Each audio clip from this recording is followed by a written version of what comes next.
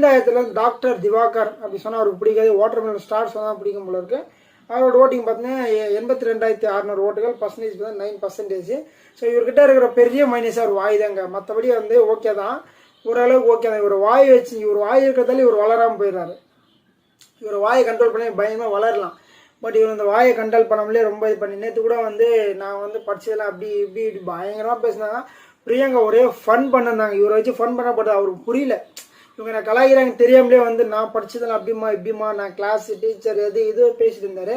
நம்ம மஞ்சிரை வந்து ஏதோ ஒரு அந்த இது ஒரு கொஸ்டின் கேட்டாங்க, கேட்டது பதில் சொல்ல முடியல.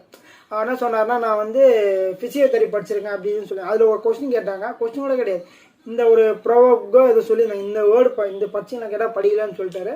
இந்த மாதிரி ஒரு 4-5 பேர் வந்து அவர் நோஸ் கட் பண்ணாதான் ஓகே நம்ம எந்த லெவலில் இருக்கோன்றதை வந்து அவர் வந்து அவருக்கான தகுதி என்னன்னு தெரிஞ்சுப்பார்.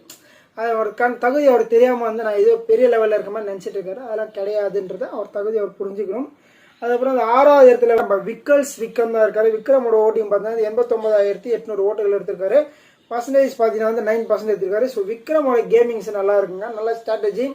அவரோட ஸ்ட்ராட்டஜி நான் நிறைய விட சொல்லியிருப்பேன். அவர் மூளை கசக்கிறது, மூளை தான் ஃபுல்லாக வேலை கொடுப்பாரு.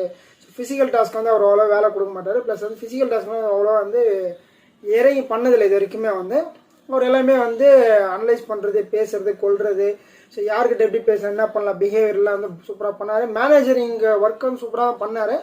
சாண்ட்ரா வந்து அந்த டாஸ்க் இருக்கிறதெல்லாம் வந்து ரொம்ப டெம்பர் பண்ணிட்டு மேனேஜர்லேருந்து வெளியே அனுப்பிச்சிட்டாங்க. பட் பிக் பாஸ் என்ன சொன்னார்னா, நீ என்னுடைய விக்ரம்டா அப்படின்ற மாதிரி சொன்னார். இந்த சீசன் வந்து ஒரே ஒரு நபர் 2 நபராக புகழ்ந்துருக்காரு. ஒன்று வந்து விக்ரம், நெக்ஸ்ட் சுபிக்ஷா, இவங்க 2 பேர் தான் புகழ்ந்துருக்காரு. மற்றபடி யாருமே புகழ்ந்த மாதிரி எனக்கு தெரியல. ஸோ உங்களுக்கு எதாவது கருத்துக்கள்லாம் மறக்காம